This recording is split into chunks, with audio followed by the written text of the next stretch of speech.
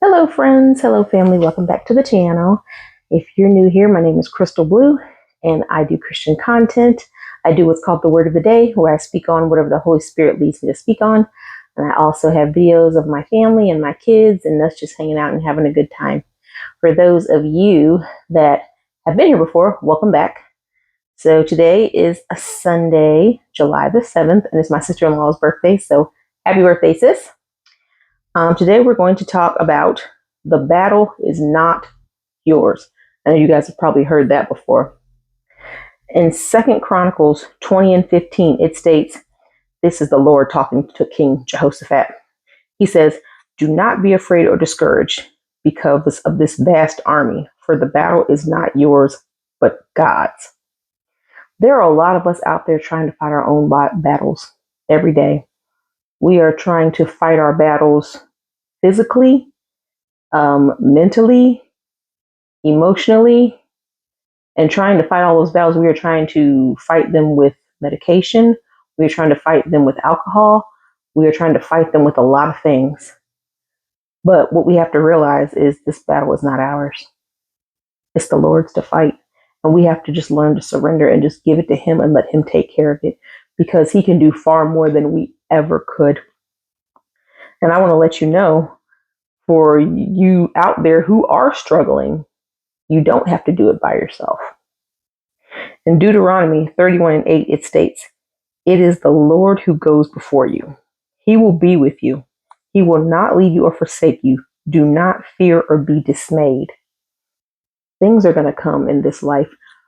God never said, once you get saved, everything will be great. It'll be hunky-dory. That's not true. You're still going to have troubles in life.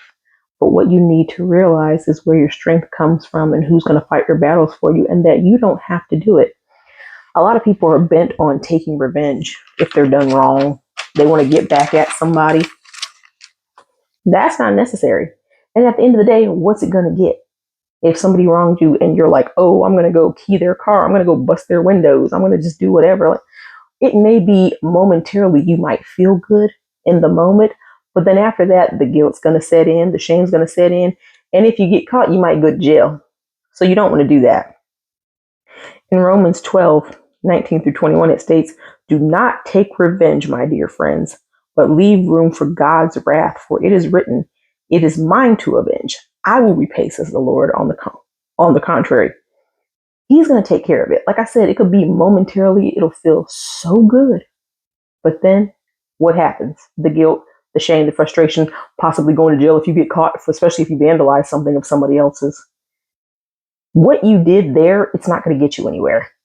But what God can do can be far greater and far beyond what you could ever think of for that person that wronged you. God will take care of them.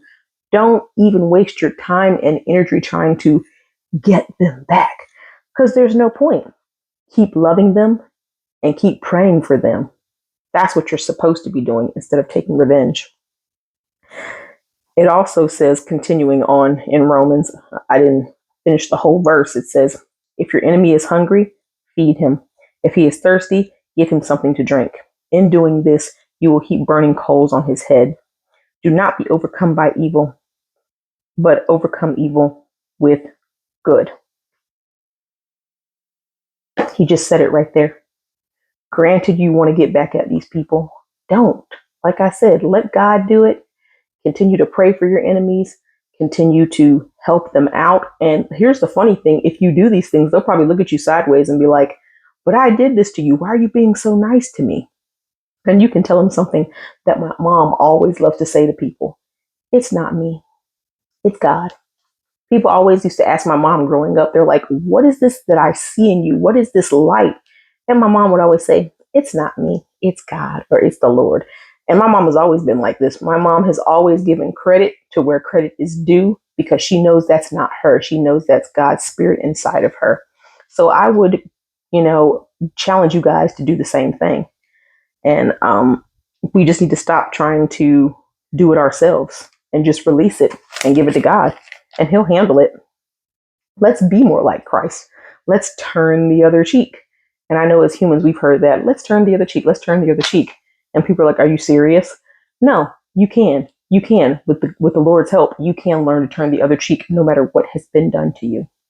In Matthew 5:39, it states, "But I say to you, do not resist an evil person, but whoever strikes you on your right cheek, turn him to the other one also." Meaning, we should love everyone, even our enemies, no matter what they do. God is going to take care of it. This battle is not yours. For by doing this, the Lord will do what he needs to do. So, what you do need to do is be obedient to him and let him handle it. All right? That was the word of the day. I hope this touched somebody. I hope this somebody took this and they realize that they don't need to go out there and take revenge because it's not necessary. Remember, the battle is not yours.